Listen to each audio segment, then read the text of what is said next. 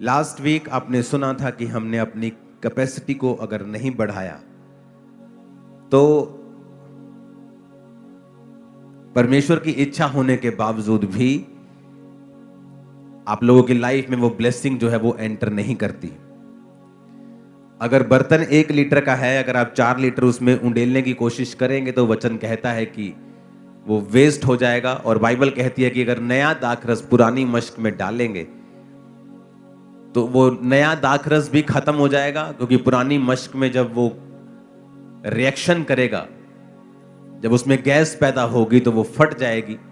तो परमेश्वर ने कहा अगर नया दाखरस तुम्हें बचाना है तो नई मश्क में डालना होगा। और नई मश्कें चमड़े से बनी होती थी, और चमड़ा जब वो नया होता था तो लचकीला होता था। जब दाखरस डालते थे, जब उसमें गैस पैदा होती थी तो वो लचकीला होने के कारण फटता नहीं था और बच जाता था। तो परमेश्वर ने कहा था अगर तुम्हें नई ब्लेसिंग चाहिए तो मेक श्योर जो तुम्हारी मश्क है, तुम्हारा जीवन है, तुम्हारी लाइफ है, उस नई ब्लेसिंग के काबिल हो। प्रभु यीशु मसीह ने अपने चेलों को कहा कि जब तुम किसी के घर में जाना तो कहना तुम पर आशीष हो। अगर वो आशीष के काबिल हुआ तो वो आशीष उस पर टिकी रहेगी।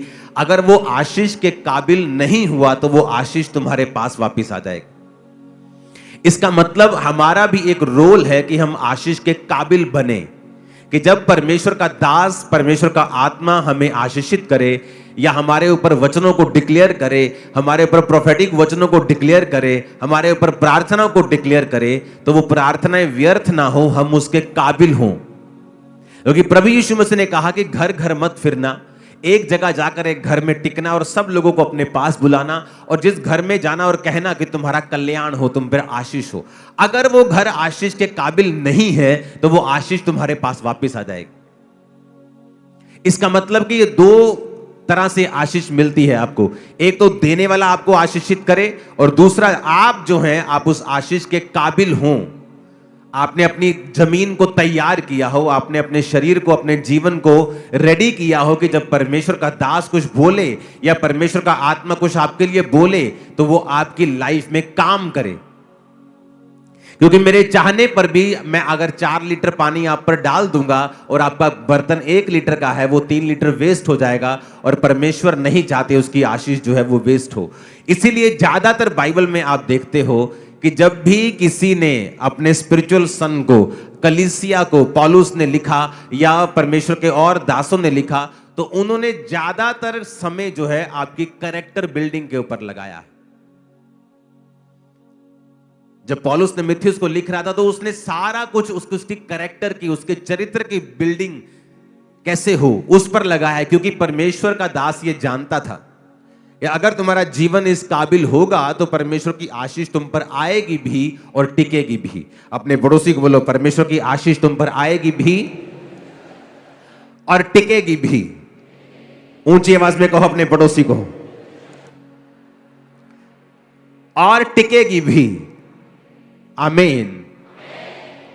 तो हमें ये मेक श्योर करना पड़ेगा कि परमेश्वर की आशीष हम पर आए और टिके।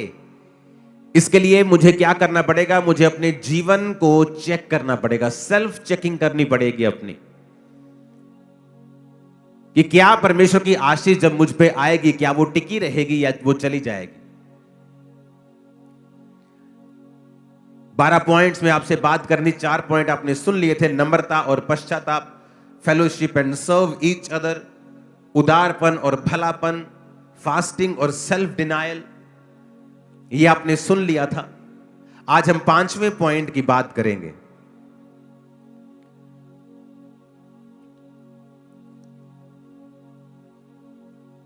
जो है, अपने पड़ोसी को बोलो, इंतजार करना। फिर से बोलो अपने पड़ोसी को, इंतजार करना।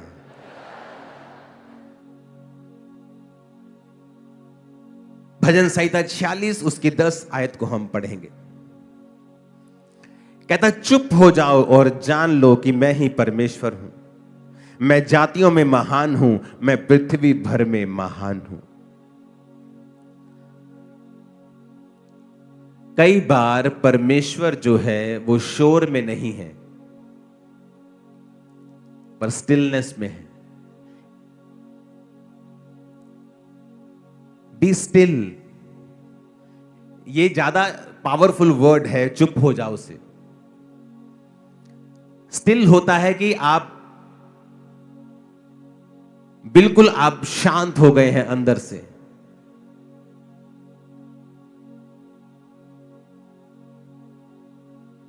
कई बार आप अपनी जिंदगी में इतने ज्यादा परफॉर्मेंस ओरिएंटेड हैं कि आपको हर वक्त परफॉर्मेंस देनी है परमेश्वर में। आज मैंने 6 घंटे प्रार्थना की, आज मैंने इतने रोजे रखे, और ऊंची ऊंची प्रार्थना। कई बार परमेश्वर, वो ठीक है सब कुछ, लेकिन मैं आपको नेक्स्ट लेवल सिखा रहा हूं।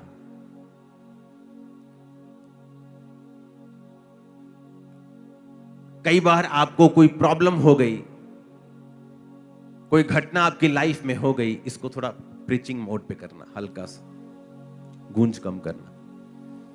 समथिंग कुछ आपके साथ हुआ, कोई परीक्षा में आप गए, उस समय आप फास्टिंग करते हैं, प्रार्थना करते हैं। कई बार हम भूल जाते हैं स्टिल होना, चुप होना, और परमेश्वर के राइट मैसेज को अपनी स्पिरिट में लेना।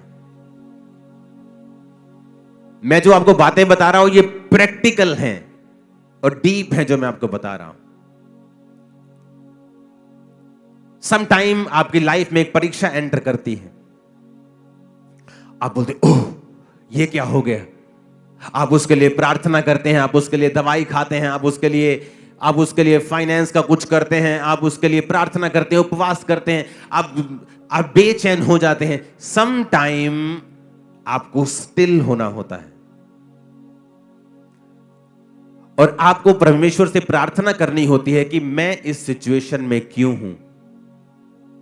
और कई बार आपकी प्रार्थना के शोर में परमेश्वर आपसे बात नहीं कर पाता, या जब आप, ये मैं स्पिरिचुअल बात कर रहा हूं, मैं आवाज की बात नहीं कर रहा हूं, मैं शोर की बात नहीं कर रहा हूं, मैं समथिंग आपको स्पिरिचुअल सिखा रहा हूं। आपको समझने के लिए भी आज 2 दिमाग लगेंगे। सम टाइम आपको बैठना होता है और स्टिल हो जाना होता है। आप ध्यान हटा दो, आपको कहां पेन हो रही है, कहां आपके फाइनेंशियल प्रॉब्लम है, कहां आपका पति, आपका बेटा आपको तंग कर रहा है। वो सारी बेचैनियां, वो सारी उधेड़ बुन, वो सारी बेचैनी, सारा हिलाने वाला सिस्टम, वो सब उनको त्याग कर आपको जस्ट प्रार्थना में स्टिल होकर बैठना होता है और जस्ट पवित्र आत्मा को कहना होता है कि आप मुझे इस सिचुएशन में क्या मैसेज देना चाहते हैं। आप हैरान हो जाएंगे जब परमेश्वर का आत्मा उस सिचुएशन में आपसे बात करेगा और आप उसको फॉलो करेंगे। आप अपने आप को नेक्स्ट लेवल पे देखेंगे जो आपने पहले कभी नहीं देखा। पर ये बात सारी मैं आपको प्रैक्टिकल थोड़ा बता रहा हूं, इसको समझाना भी मुश्किल है थोड़ा सा। आप कई बार इतने बेचैन होते हैं प्रार्थना में और आप अपनी लाइफ की इन चीजों में कि आप भूल जाते हैं कि आपको परमेश्वर कई बार स्टिल, जब आप होते हैं, जब आप काम होते हैं,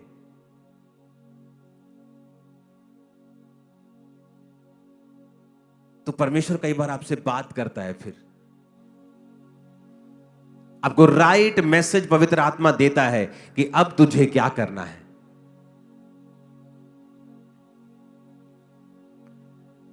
मैं नहीं जानता आपको समझ आ रही है कि नहीं, थोड़ा थोड़ा आ रहा है कि स्टिल होना,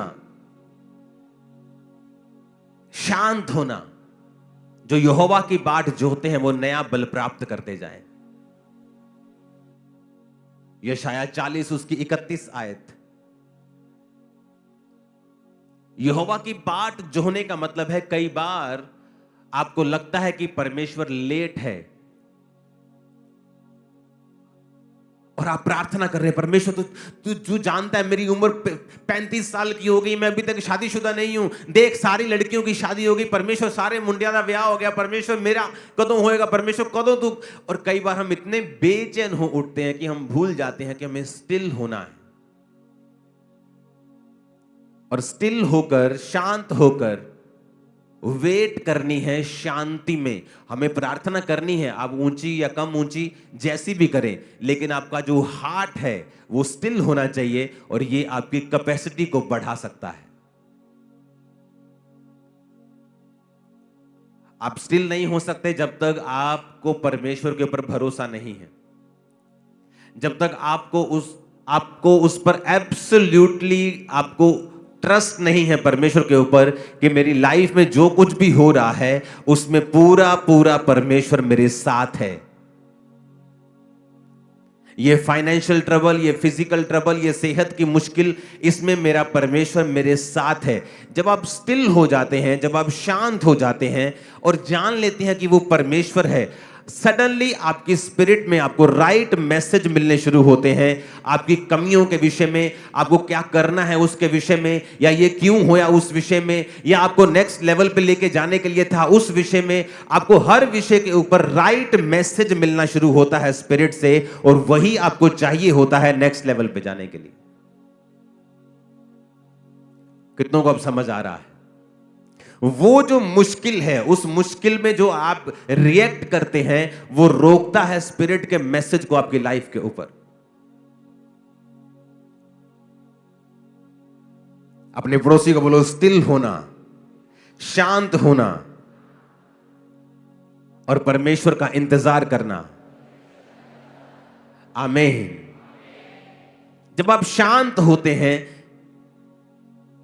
स्पिरिट में, कई बार आप मुंह से शांत है लेकिन अंदर आपकी शांति नहीं है, अंदर आपके सवाल चल रहे हैं। अगर मैं क्रिश्चियन हूं तो मेरे साथ ऐसा क्यों हुआ, अगर मैं क्रिश्चियन हूं तो मेरे साथ ऐसा क्यों हुआ, अगर मैं क्रिश्चियन हूं तो ये क्यों नहीं हुआ, अगर मैं क्रिश्चियन हूं तो ये हुआ क्यों, अगर ये मैं क्रिश्चियन हूं तो ये अब तक क्यों नहीं हुआ, अगर मैं क्रिश्चियन हूं तो उसके साथ ऐसा क्यों नहीं हुआ। वो आपको, अगर आपके अंदर वो वाली शांति नहीं है तो ये मुश्किल है परमेश्वर का आपके हृदय से बात करना। और जब परमेश्वर आपके हृदय से बात करता है, वो मोमेंट होता है जब परमेश्वर आपको नेक्स्ट लेवल पे लेके जाता है। जब तक आपका हृदय परमेश्वर की बात को सुनने के लिए रेडी नहीं है, तैयार नहीं है, तब तक आप नेक्स्ट लेवल पे नहीं जा सकते, क्योंकि एक्चुअल में उसका वचन ही है जो आपको छुड़ाता है और आपकी कैपेसिटी को बढ़ाता है और आपको नेक्स्ट लेवल के पर लेके जाता है। अपने पड़ोसी को बोलो, शांत रहना और जान लेना कि वो ही परमेश्वर है। आमीन। छठा पॉइंट है प्रार्थना और उपवास। लेकिन मैं अब ये जो पॉइंट आपको बता रहा हूं, प्रार्थना वाला हृदय। अपने पड़ोसी को बोलो, छठा पॉइंट, प्रार्थना वाला हृदय। अब लोगों को क्या लगता होगा कि ये सिंपल पॉइंट है, क्योंकि हमें प्रार्थना करनी हम सबको पता है, लेकिन मैं उस प्रार्थना की बात नहीं कर रहा हूं जो हम रोज करते हैं। जब परमेश्वर ने ये वचन आपको दिया था कि मैं इनकी कैपेसिटी को बढ़ाना चाहता हूं और इन्हें पॉइंट्स में बता कि ये अपनी कैपेसिटी को किस तरह बढ़ा सकते हैं, तो जो ये प्रार्थना वाला हृदय जिसकी मैं बात करने वाला हूं, वो नहीं है जो आप समझ रहे हैं। ये उससे अलग लेवल का जो मैं आपको पॉइंट बता रहा हूं, एक नेक्स्ट लेवल बता रहा हूं और एक गहरी बात बता रहा हूं जो आप आज समझ पाएंगे, ये मुझे भरोसा है। इसके लिए हमें जाना पड़ेगा नहम्याह, उसका 1 अध्याय, उसकी 1 आयत से मैं पढ़ूंगा। हकल्या के पुत्र नहम्याह के वचन। 20वें वर्ष में किस्लेव नामक महीने में, जब मैं शूशन नामक राजगढ़ में रहता था, तब हनानी नाम का मेरा एक भाई और यहूदा से आए हुए कई पुरुष मेरे पास आए, और तब मैंने उनसे बचे हुए यहूदियों के विषय में जो बंधुआई से छूट गए थे और यरूशलेम के विषय में पूछा। उन्होंने मुझसे कहा, जो बचे हुए लोग बंधुआई से छूटकर उस प्रांत में रहते हैं, वो बड़ी दुर्दशा में पड़े हैं। उनकी निंदा होती है, क्योंकि यरूशलेम की शहरपनाह टूटी हुई और उसके फाटक जले हुए हैं। ये बातें सुनते ही बैठकर मैं रोने लगा और कितने दिन तक विलाप करता रहा और स्वर्ग के परमेश्वर के सम्मुख उपवास करता और ये कहकर प्रार्थना करता रहा, हे स्वर्ग के परमेश्वर यहोवा, हे महान और भय योग्य ईश्वर, तू जो अपने प्रेम रखने वालों और आज्ञा मानने वालों के विषय अपनी वाचा पालता और उन पर करुणा करता है। इस पर भी हम आएंगे, ये भी आज का एक पॉइंट है, लेकिन उससे पहले मैं एक आपको बात बताना चाहता हूं। अब यहां पर नहम्याह के पास कुछ भाई लोग आते हैं और वो बताते हैं कि यरूशलेम की जो शहरपनाह है, जो 4 दीवारी है, वो टूटी हुई है, उसके फाटक जले हुए हैं और जो लोग उनमें रहते हैं उनकी निंदा होती है। क्योंकि वो एक टूटे हुए शहर में रह रहे हैं, एक सड़े हुए शहर में रह रहे हैं जिसकी महिमा नहीं है, जो परमेश्वर का था, लेकिन उस पाप के कारण जो लोगों ने किया, और इजराइल के लास्ट राजा ने जितने पाप किए किसी ने भी नहीं किए होंगे, और उसकी वजह से परमेश्वर ने उस भवन को और उस शहर को फुकवा कर उसकी महिमा को मिट्टी में मिलाकर अपने लोगों को बंधुआई में भेज दिया। और जब परमेश्वर ने फिर से अपने वायदे को पूरा किया कि बंधुआई में जाने के बाद मैं फिर से थोड़े हुए लोगों को बचा के लेके आऊंगा, और परमेश्वर उनको वापस बंधुआई से बचा के लेके आया। और जब परमेश्वर उनको लेके आया तो उन लोगों के विषय में नेहेमिया ने पूछा कि वो लोग कैसे हैं, और उन्होंने कहा कि उनकी हालत बहुत बुरी है, वो दुर्दशा में है, शहर जला हुआ है, फाटक जले हुए हैं, शहरपना टूटी हुई है, उनकी निंदा रोज होती है, लोग उन्हें तुच्छ समझते हैं, कखदा भी नहीं समझते उन्होंने। और वचन कहता है कि वो परमेश्वर के सम्मुख गया और प्रार्थना करता रहा। उसके बाद 2 बाब की एक आयत को फिर मैं पढ़ूंगा। लिखा, अर्थक्षेत्र राजा के 20वें वर्ष के निसान नामक महीने में जब उसके सामने दाख मधु था, तब मैं दाख मधु उठाकर मैंने राजा को दिया, इससे पहले मैं उसके सामने उदास कभी ना हुआ था। तब राजा ने मुझसे पूछा, तू रोगी नहीं है, तेरा मुंह क्यों उतरा है, ये मन की ही उदासी होगी। तब मैं अत्यंत डर गया। मैंने राजा से कहा, राजा सदैव जीवित रहे, जब तक वह नगर जिसमें मेरे पुरखाओं की कब्रें हैं उजाड़ पड़ा है और उसके फाटक जले हुए हैं, तो मेरा मुंह क्यों ना उतरे। राजा ने मुझसे पूछा, तो फिर तू क्या मांगता है। तब मैंने स्वर्ग के परमेश्वर से प्रार्थना करके राजा से कहा। अब ध्यान से समझना मेरी बात। मैंने 2 तरह के क्रिश्चियंस देखे हैं अपनी लाइफ में। एक हैं वो प्रार्थना करते हैं, जब वो प्रार्थना में बैठते हैं ऊंची ऊंची प्रार्थना करते हैं, अच्छी प्रार्थना करते हैं, गुड प्रार्थना करते हैं। और एक दूसरी तरह के क्रिश्चियंस हैं जो प्रार्थना भी करते हैं, लेकिन उनका जो हृदय है, उनका जो हार्ट है, वो एवरी टाइम प्रार्थना के मोड में रहता है। अब जब यहां पर राजा के सामने वो उदास था और राजा ने पूछा, तू उदास क्यों है, ये तो तेरे मन की ही उदासी होगी। उसने कहा, मेरे शहर की कब्रें उजाड़ पड़ी हैं, वो टूटा हुआ है, मेरा मुंह इसलिए उतरा है। तो राजा ने कहा, बता मैं तेरे लिए क्या करूं। तो उसने वचन में लिखा है, तब मैंने स्वर्ग के परमेश्वर से प्रार्थना करके कहा। अब वो प्रार्थना करने के लिए वापस कमरे में नहीं गया, लेकिन वो जो प्रार्थना कर रहा था वो अपने हार्ट में कर रहा था। ये मेरे स्पिरिचुअल फादर ने मुझे सिखाया था कि जब तुम लोगों से बात भी कर रहे हो तो अपनी स्पिरिट में प्रार्थना करो। कई बार जब आपकी लाइफ में मैं आता हूं और ले हैंड करता हूं, आपको परमेश्वर प्रोफेटिक वर्ड बताता है, मैं आपके साथ बात कर रहा हूं, लेकिन इनसाइडली मैं परमेश्वर से बात कर रहा हूं।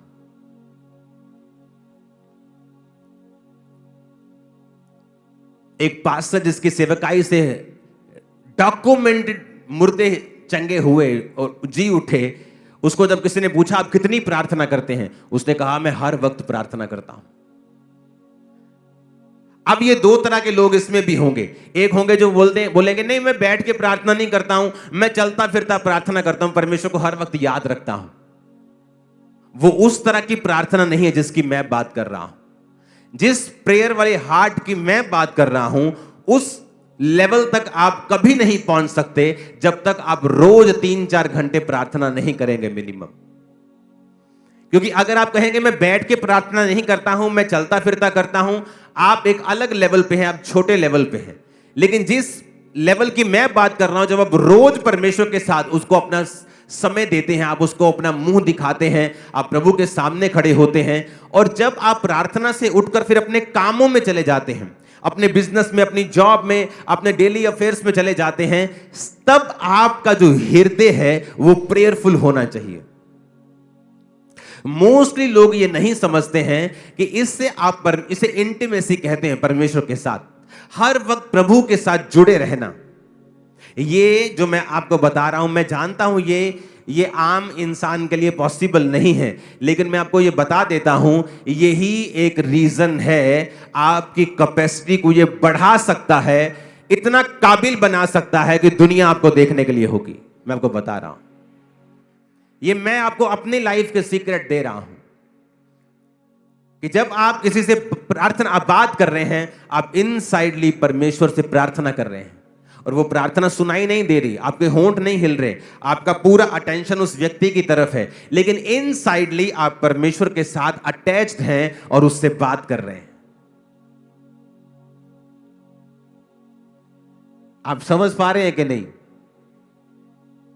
आप किसी से बात कर रहे हैं, लेकिन इनसाइडली आप प्रभु के साथ भी पूरे कनेक्शन में हैं उस समय।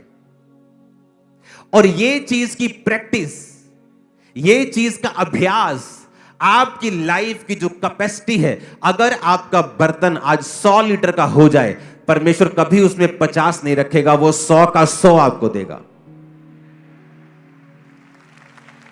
और जो बातें मैं आपसे कर रहा हूं, ये आपको 1 से 4 नहीं है, 1 से 100 कर देगा। सडनली आपके बिजनेस के विषय में आपको आइडियाज आने लगेंगे, आपकी सेवकाई के विषय में परमेश्वर आपसे बात करने लगेगा, आपकी फैमिली के विषय में वो आपसे बात करने लगेगा। सडनली आपकी लाइफ में ऐसे ऐसे मोड़ आने स्टार्ट होंगे, आप समझ जाएंगे कि हां, परमेश्वर मेरी कैपेसिटी को बढ़ा रहा है, क्योंकि आपकी इंस्ट्रक्शंस, परमेश्वर की इंस्ट्रक्शंस आपके लिए, आपके जीवन के कदम, आपके नेक्स्ट कदम आपके चेंज होंगे और आपको मालूम होगा कि बदलाव मेरी लाइफ में आ रहा है। आमीन। कहता, जब राजा ने मुझसे कहा बता तुझे क्या चाहिए, कहता मैंने स्वर्ग के परमेश्वर से प्रार्थना करके कहा। कहां? अंदर। लोगों को लगता है कि ओके, मुझे एक जगह खरीदनी है, ओके बैंक में बैलेंस है सीए साहब, हाँ हाँ बैलेंस है, ओके मैं जाता हूं जगह खरीदता हूं। और सडनली वो क्या देखते हैं? अपने आप को ट्रबल में फंसा हुआ। चाहे आपके पास पैसा है, चाहे वो जगह तैयार है जो आपने लेनी है, लेकिन उससे पहले आपको प्रार्थना करनी है। आपके पास पैसा है, आप ऑपरेशन करवाने के लिए चले जाते हैं, लेकिन उससे पहले आपको प्रार्थना करनी है। जो प्रेयर हार्ट है, एक तो प्रार्थना करना रोज, वो तो आपने करनी, वो तो मैं आपको इतने सालों से वचन दे रहा हूं, लेकिन आज मैं आपको कह रहा हूं कि उस प्रार्थना के बाद अपना हार्ट जो है वो प्रेयर में कनेक्टेड रखना है परमेश्वर के संग। अब आप रास्ते में जा रहे हैं, आप बस में बैठे हैं, आप क्या करेंगे बस में बैठ के? जो रील्स हम देखते हैं वो हमारा टाइम वेस्ट करती हैं, लेकिन जो कनेक्शन हम परमेश्वर के साथ बिल्ड करेंगे वो हमारा फ्यूचर ही नहीं, हमारी जनरेशन के फ्यूचर को भी बिल्ड करता है। अब क्या देखना है? रील्स देखना है कि हमें अंदर से कनेक्टेड रहना है परमेश्वर के संग? जो प्रार्थना वाला हृदय जिसकी मैं बात कर रहा हूं, वो जब आप उस लेवल पे आ जाते हैं, आप परमेश्वर से, आपको ये जोर नहीं लगता। आपको ऐसा, कई लोगों को लगेगा ये पागलपन हो सकता है, या ये ज्यादा ही कुछ ओवर नहीं हो गया। नहीं, आपको लगता है ये ओवर है, लेकिन बाद में जब आप इस बात को समझ जाते हैं और आप प्रभु के साथ कनेक्टेड रहते हैं, आप अपने परिवारों में भी रहेंगे, आप काम भी करेंगे, अपनी ड्यूटीज भी पूरी करेंगे, आप आनंदित भी रहेंगे, आप क्रिकेट भी खेलेंगे, सब कुछ होगा। लेकिन जो आप करते हैं आप कीजिए, लेकिन आप इनसाइडली आप पूरी तरह से परमेश्वर के साथ इंटीमेसी में होंगे और परमेश्वर आपसे बात करते रहेंगे, पवित्र आत्मा आपको गाइड करता रहेगा, आप कभी नीचे नहीं आएंगे, शैतान कभी आपका नुकसान ना कर पाएगा, मैं आपको बता रहा हूं। और ये पॉसिबल है, ये पॉसिबल है कैसे? वचन के साथ कनेक्टेड रह के। अब यहां पर जब वो प्रार्थना करता है तो क्या कहता है? प्रभु तेरे वचन में लिखा है, कहता मैं उपवास करता रहा और प्रार्थना करता रहा कि वो जो हमने पाप किया था, हमने बुराइयां की थी, जो ज्ञाएं विधियां नियम तूने मूसा को दिए थे हमने नहीं माने, हम अपनी ही गलती की वजह से इस बंधुआई में पड़े हैं। उसने वचन के साथ परमेश्वर के साथ प्रार्थना की। आज किन लोगों को शैतान धोखा देता है? जो वचन में नहीं, जिनको वचन की नॉलेज नहीं है, जो ये नहीं जानते कि परमेश्वर के वचन में अगर लिखा है आप उसके लिए प्रार्थना कैसे कर सकते हैं। अगर आपको पता है व्यभिचार पाप है, आप प्रार्थना कैसे कर सकते हैं कि प्रभु अगर तेरी इच्छा है तो? प्रभु तो पहले बता चुका है ये पाप है, ये व्यभिचार है। और जब हम वचन के साथ अटैच नहीं रहते हैं, हम बाइबल के साथ जुड़े नहीं रहते हैं, तब शैतान के पास मौका होता है हमें मिसगाइड करने का और हमारी लाइफ में से उन ब्लेसिंग्स को खत्म करने का और हमें गलत रास्ते में लेके जाने का। और उसके बाद जब वो गलत रास्ते में जाते हैं तो वचन कहता है उसका परिणाम नाग दोना सा कड़वा है। क्या कोई हो सकता है कि छाती पर अंगारे रख ले और उसको जले ना? फिर वो परिणाम होगा ही होगा, इसमें कोई शक नहीं। ऊंची आवाज में कहो हालेलुया।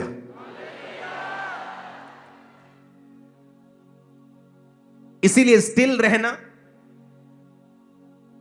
शांत रहना, अपने स्पिरिट को अंदर से शांत रखना और अपना ध्यान परमेश्वर की ओर लगाना। और दूसरा, प्रार्थना वाली स्पिरिट और हृदय रखना। वो प्रार्थना वाला हृदय जो परमेश्वर के साथ कनेक्टेड हो और परमेश्वर के साथ जुड़ा हुआ हो। हालेलुया।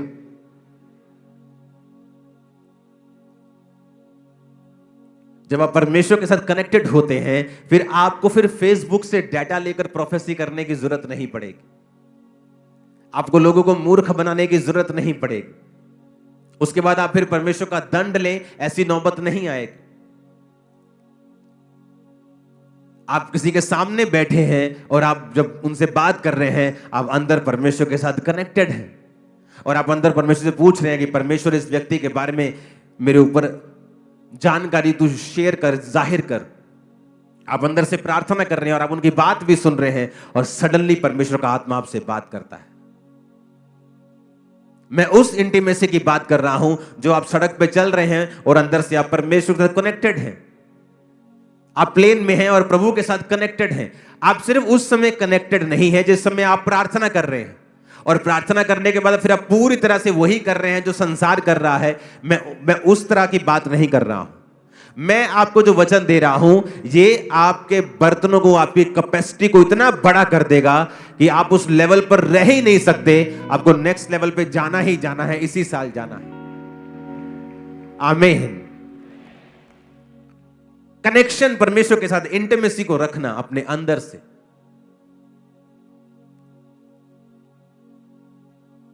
हालेलुया। और ये लेवल तभी पॉसिबल है जब आप रेगुलर प्रेयर करने वाले हैं। खुदा ने कहा जब तू प्रार्थना करे तो जा और अपने द्वार को बंद करके कुंडी लगाकर प्रार्थना कर, तेरा पिता जो गुप्त में देखता है तुझे प्रार्थना का उत्तर देगा। जब तू उपवास करे तो जा और अपने सिर को तेल मल के अपने मुंह को धो कि तेरा मुंह उतरा हुआ ना हो, ताकि तेरा पिता तुझे गुप्त में उपवासी जाने। जो तू गुप्त में करेगा तेरा पिता उसे उसका फल देगा। जब तू दान करे, उन्हें कहीं नहीं कहा अगर तू दान करे, अगर तू उपवास करे, अगर तू प्रार्थना करे। उसने कहा जब, यानी प्रार्थना करना, प्रार्थना का हृदय रखना। और सातवां है जो कुछ भी करना उसे गुप्त में करना। बाइबल कहती है जब प्रेरितों के काम की कलीसिया शुरू हुई, 120 लोगों के ऊपर जब पवित्र आत्मा उतरा और परमेश्वर का वचन पूरा हुआ कि जब तक प्रतिज्ञा पूरी ना हो, पवित्र आत्मा ना उतरे, तब तक यरूशलेम में मेरी बाट जोहना।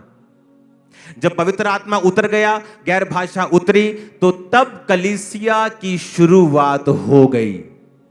जब कलीसिया की शुरुआत हो गई तो कलीसिया जब स्टार्ट हुई, जब कलीसिया के खर्चे शुरू हुए, तो वचन कहता है कलीसिया के लोगों ने अपनी अपनी प्रॉपर्टी बेचकर प्रेरितों के पांव के ऊपर उस पैसे को रखते थे और वो उस पैसों से पूरी कलीसिया के काम को चलाते थे और सारी सेवकाई को वो करते थे। आज जब भी शैतान आपकी आशीष को खाना चाहेगा, वो आपको एक ऐसा दान वाला बना देगा, दान करता बना देगा, जिसे पूरी दुनिया इंटरनेट के ऊपर जानती है। और ये इसलिए है क्योंकि शैतान आपकी आशीष को खाना चाहता है। मेरी टीम को मुझे कहते 15 साल हो चुके हैं कि आप जो कुछ करते हो हमने ऐसा कहीं नहीं देखा है, आप इसे दिखाया करो। और मैं कभी नहीं दिखाता हूं। आपने जो चैरिटी के काम मेरे देखे हैं इंटरनेट के ऊपर, जो में हम दिखाते हैं, वो हमारा 1% भी नहीं है, 1%। और सिर्फ इस मकसद के लिए है कि जो 2300 से 2500 मेंटरशिप के अंडर पास्टर्स हैं, जो लाखों कलीसिया हैं, दूसरे कितने देश है जो यहां नहीं आ सकते, वो हमें देखें और अपनी कलीसिया में उसी तरह से फॉलो करें।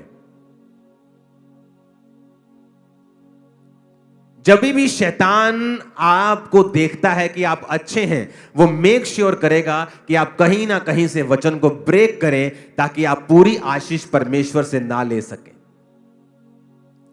क्यों एक सिस्टम बनाया गया कि अब ऐसा भी तो हो सकता है कि प्रेरित कहते हैं कि ठीक है भाई, तुमने अपना घर बेचा, ये 10 लोगों की घर की किस्त जानी है, ये 4 लोगों का राशन जाना है, तुम ऐसा करो, इनको दे दो। उनको आमने सामने नहीं करवाया। चर्च किस लिए? क्योंकि जब आप चर्च में, मैं भी चर्च में बोता हूं, आपका चर्च ये होगा, मेरा अलग होगा।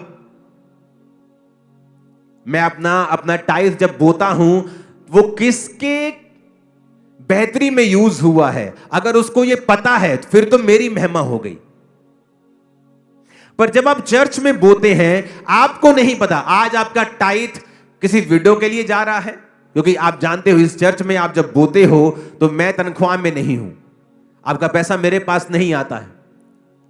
आपकी ऑफरिंग को देखे मुझे सालों हो गए हैं, सालों, ईयर्स। वो एक बड़ी टीम गिनती है, बैंक में जमा करवाती है, बैंक से खर्चे होते हैं, मैं साइन करता हूं चेक्स के ऊपर, और एक टीम उस सभी को देखती है। In house CA, outside CA, in house team, disciples की टीम उसे चेक करती है कि सब कुछ, पैसे की गड़बड़ी कहीं भी ना हो। आपको नहीं पता, मुझे नहीं पता मेरा पैसा किस भले काम के लिए लगा, और वही गुप्त है, इसीलिए आप फल पा रहे हो। लेकिन जब आप इंटरनेट पे चले जाते हो और आप अपनी सारी जो भी आप करते हो उसे इंटरनेट पे डालते हो, क्या करता है शैतान? अगर वो देखता है कि एक विश्वासी अमीर है, वो ये कोशिश करेगा कि उसको बोले कि तू अपनी चैरिटी कर, तू खुद इंटरनेट के ऊपर आ, ताकि लोग, क्योंकि जब लोग ऐसा काम करते हैं तो आपको गुड फील होता है। Every good feeling is not from God. और आपको लगता है कि लोग आपको अप्रिशिएट कर रहे हैं, लोग आपको अच्छा कह रहे हैं। नो, ये बिब्लिकल नहीं है। मैं न्यूयॉर्क में एक चर्च में था। न्यूयॉर्क टाइम्स स्क्वायर दुनिया का सबसे महंगा एरिया है, और मैं वहां पे गया, और एक वहां पे चर्च में जो हेड है वो मेरे क्रूसेड के ऊपर थे, और वहां पर जो चर्च के हेड हैं उन्होंने मुझे इनवाइट किया कि आके आप आएंगे। मैंने कहा मैं क्यों नहीं आऊंगा, वो पिक्चर्स हैं हमारे पास वो चर्च की, अगर वो जाती हैं स्विचर्स पे तो भेजना आप। वो चर्च को जब हमने अंदर गए, हम इनवाइटेड थे, वहां हमने देखा तो वो चर्च के बारे में बताया कि आज उस जो चर्च की वैल्यू है वो 900 करोड़ रुपए है। और आप इमेजिन करो, जिस चर्च को खरीदा गया वो एक पोर्नोग्राफिक थिएटर था। वहां गंदे काम होते थे, लाइव नंगी लड़कियां वहां पे नाचती थी। और एक यहूदी बिजनेसमैन आया और उसने कहा मैं ये थिएटर को खरीदना चाहता हूं, और उस थिएटर को उसने करोड़ों नहीं खरब अरबों में खरीदा, एक चर्च को दान दिया, और सब गंदा काम एक दिन में बंद करवा दिया। और सुनो मेरी बात, आज तक उसकी फोटो नहीं पता कि वो व्यक्ति कौन है, वो कौन है। उस पास्टर ने मुझे बताया कि थोड़े दिन पहले यहां पे लोग आए थे और उन्होंने इस चर्च की वैल्यू को बताया कि हम आपको 800-900 करोड़ रुपए देने के लिए तैयार हैं। 900 करोड़, आप इस चर्च को छोड़ दो। जब वो चर्च थिएटर से चर्च में कन्वर्टेड हुई तो वहां पर फिर लॉ बना दिया गया कि अब कोई भी चर्च नहीं बनेगी थिएटर से। वो इतना बड़ा मुद्दा वहां पे बन गया था। वो आज टाइम्स स्क्वायर की ओनली चर्च है जो हर टाइम ओवर भरी रहती है, क्योंकि टाइम्स स्क्वायर में हर जगह जाने के लिए आपको डॉलर्स लगते हैं आपको, लेकिन वो चर्च फ्री सर्विस, जब कहती है फ्री सर्विस, लोग बहुत आते हैं वहां चर्च में वचन को सुनने के लिए। कितने मेरी बात को समझ रहे हैं? और आज तक उसका डोनर कौन है किसी को पता नहीं। कहीं उसकी फोटो नहीं लगी। लेकिन हमें चाहिए होता है अगर हमने 50,000 रुपए दिया, पत्थर पे नाम लिख के हमारा चर्च में लग जाए।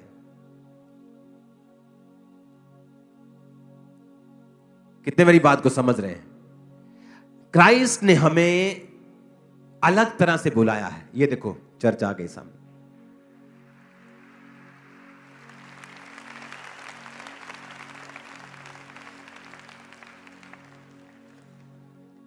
क्या सुंदर चर्च है, देखा आपने?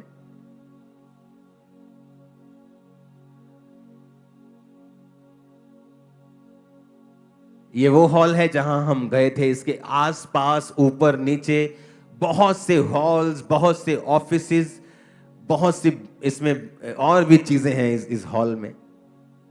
वेरी ब्यूटीफुल, बहुत शानदार, जबरदस्त। और यहां पर एक भी जगह आपको मालूम नहीं होगा कि किसने। और इमेजिन करो एक बिजनेसमैन आया और उसने परमेश्वर के नाम के लिए इतना बड़ा काम कर दिया। जो बड़े बिजनेसमैन हैं उनका मकसद अपनी एनजीओ खोल के चैरिटी करना नहीं होना चाहिए, क्योंकि उसमें लोग आपको जानते हैं, आपकी फोटो जानते हैं, आप जानते हैं। इसलिए परमेश्वर ने चर्च सिस्टम को बनाया कि जब आप चर्च में बोते हैं, लोग नहीं जानते हैं कि वो पैसा जिनकी मदद हो रही है, जो मेडिकल जिनके ट्रीटमेंट चल रहे हैं, यूनिवर्सिटीज की फीसेस जा रही हैं, बच्चों की स्कूल फीसेस जा रही हैं, जो अनाथ बच्चे भी मैंने गोद लिए हुए, आपको शायद नहीं मालूम होगा, वो भी आप जब बोते हैं उन्हीं पैसों से उनकी सेवा हो रही है। तो जब आप बोते हैं तो वो एक सीक्रेट मिशन बन जाता है। इसलिए परमेश्वर ने चर्च व्यवस्था शुरू की कि हर एक व्यक्ति चर्च में पैसों को लाता था और चर्च में एक कमेटी बना के उन सभी पैसों को लोगों की बेहतरी के लिए काम कर दिया जाता था। तो आज इस चीज से बच के रहना है। अगर आप फाइनेंशियली ब्लेस्ड हैं, मेक श्योर कि चर्च के बड़े से बड़े कामों के लिए आप आगे होने चाहिए। यह है परमेश्वर का एक्चुअल प्लान आप लोगों के लिए। यह है परमेश्वर का मास्टर प्लान आप लोगों के लिए। हालेलुया। तो अब हमें यह बात रखना है कि क्यों परमेश्वर कहता है प्रार्थना करो तो कुंडी लगाओ और गुप्त में करो। अगर तुमने रोजा रखना है तो ये नहीं तुम्हारी शक्ल बनी हुई हो, तुमने गंदे कपड़े डाले हुए, टाट डाल के तुम ऐसे झुक के चलो और लोगों को बताओ आज मेरे भाई ने रोजा रखा है। परमेश्वर कहता है रोजा रखो तो बाल अपने स्ट्रेट करो, जरा तेल लगाओ और थोड़ा मुंह पे तेल करके थोड़ा धो के पूरा साफ सफाई करके रखो कि तुम उज्जवल लगो लोगों में, ऐसा ना लगे कि तुमने रोजा रखा है। तेरा पिता जो गुप्त में देखेगा तुझे उपवासी मानेगा और तुझे फल देगा। जब तू दान करे तेरे दाहिने हाथ को पता हो, बाहिने को ना पता हो। तेरा दाहिना करे बाहिने को ना पता लगे, बाहिना करे दाहिने को ना पता लगे। जब तू दान करे तेरा दान भी गुप्त में हो। हालेलुया। अगर आप उन लोगों की हिस्ट्री देखेंगे जिन लोगों ने ओपनली आकर और बताया है कि मैं दानी हूं, मैं दानी हूं, आप देखेंगे उनकी रेपुटेशन एक समय में आकर बहुत खराब हो जाती है। उसका उनको कोई फायदा नहीं होता है। आपका दान गुप्त होना चाहिए। यही सिस्टम है। अगर हम अपने आप को कैपेसिटी में बढ़ते हुए देखना चाहते हैं तो जो विजन, जो दर्शन परमेश्वर देता है वो हमेशा कलीसिया को देता है। हालेलुया। परमेश्वर जो है वो मैनेजमेंट का परमेश्वर है। वो अगर आप मैनेजमेंट से बाहर जाएंगे वो आपके संग कभी काम नहीं करता। वो परमेश्वर ऑर्डर का परमेश्वर है। आप कभी बाइबल में बताओ जब परमेश्वर ने मूसा को भेजा कि किसी विश्वासी से परमेश्वर ने बात की हो और मूसा से ना की हो? कभी नहीं। परमेश्वर का एक ऑर्डर था, ठीक है मैं मूसा को ठहराता हूं, मैं मूसा से बात करूंगा, मूसा तुमसे बात करेगा, ये मेरा ऑर्डर है। उस ऑर्डर के बाहर जब भी आप जाएंगे आपको हमेशा निराशा मिलेगी। एक कपल मुझसे मिलने के लिए आए, पास्टर थे और उनकी वाइफ थी, और पास्टर ने डाइवोर्स फाइल कर दिया अपनी वाइफ के खिलाफ। जब उनसे मैं मिला तो मैंने जब उनको देखा तो वही ऑर्डर के खिलाफ चलना। क्या ऑर्डर था कि पास्टर ने कहा जब वो प्रेग्नेंट थी कि तू जा और अभी जाके डॉक्टर के पास जाके इसकी डिलीवरी करवा। डॉक्टर ने कहा तू लेट हो गई है, तू इसकी डिलीवरी कर। उस औरत ने कहा नहीं, मैं परमेश्वर से पूछूंगी। जब बात हुई तो इसका रीजन ये था कि वो उसकी जो मम्मी थी औरत की, वो उसको गाइड करती थी बहुत, और वो अविश्वासी थी। तो उसने कहा प्रभु से मैं पूछूंगी। और जब उनके बेटा नहीं था, बेटियां ही थी, जब वो लेट हो गई औरत, तो वो जो बेबी बॉय था पेट में वो मर गया, उसकी डेथ हो गई। और जब वो मुझसे मिले तो मैंने कहा कि जब तेरा हस्बैंड इस बात को कह रहा है जा, तो तुझे पता है कि ये उसकी नहीं, ये परमेश्वर की आवाज है तेरे लिए, क्योंकि परमेश्वर का ये ऑर्डर है कि वो आदमी के जरिए एक हाउस होल्ड से बात करेगा। औरत को जो आदमी ने बनाया है वो कभी मेंटेन नहीं कर सकता, औरत उसको मेंटेन करके रखती है।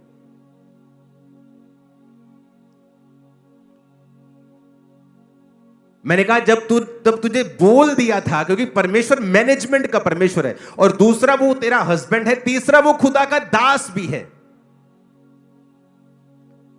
और जब वहां पे चीज ब्रेक हुई तो शैतान ने काम किया।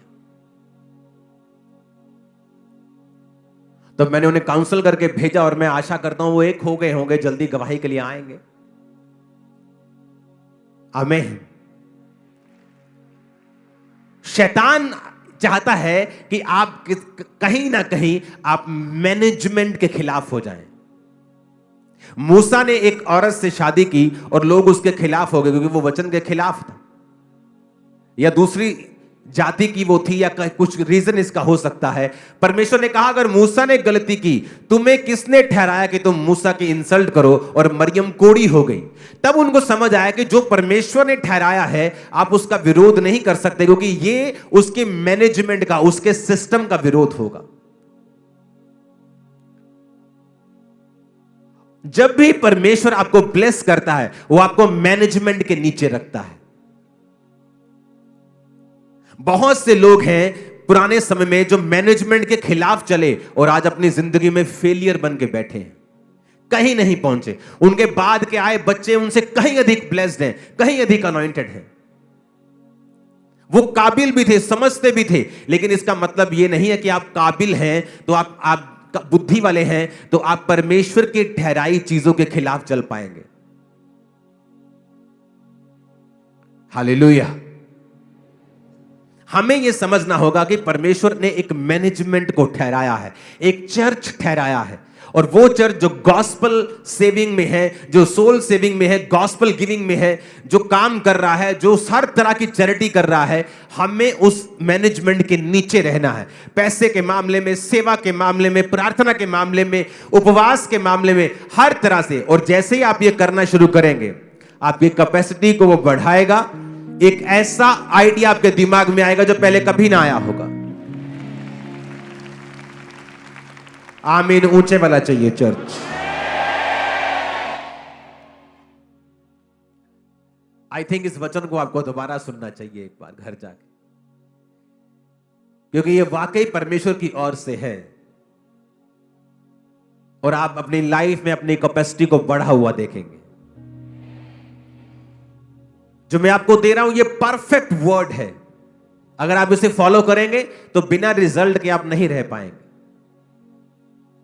आमीन। एक दिन एक पास्टर मुझसे मिलने के लिए आए दूर जगहों से, और जब मैंने उनको सारी चर्च की चीजें दिखाई, इधर उधर जो पूरी तरह से हम फैले हुए थे, तो दिखाया, और प्रेयर माउंटेन, उसने कहा मैंने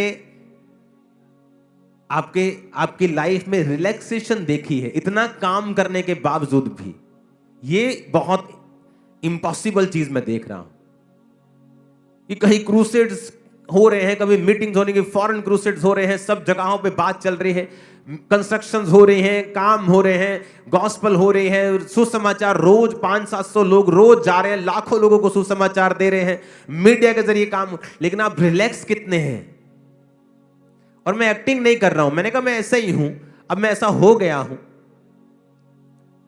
आपकी कैपेसिटी को परमेश्वर बढ़ाते हैं जब आप ये वर्ड फॉलो करते हैं। आमीन।